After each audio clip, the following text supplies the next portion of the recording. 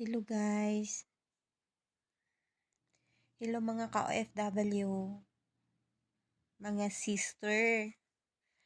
Dito sa Saudi Arabia, napakaraming trabaho, walang katapusan. Pero pumunta tayo dito para tapusin ang kontrata, hindi para tapusin ang trabaho. Kaya i-manage mo na lang yung trabaho pa slowly lang ba? Huwag sagarin yung sipag. Shuay-shuay lang. Para hindi kasakit, guys. Upo-upo din konti pag wala si amo.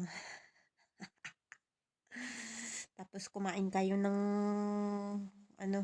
tama ha, yung kumain kayo ng sa tamang oras. Kahit late yung lunch natin dito, kain pa rin kayo kahit anong pwedeng makain.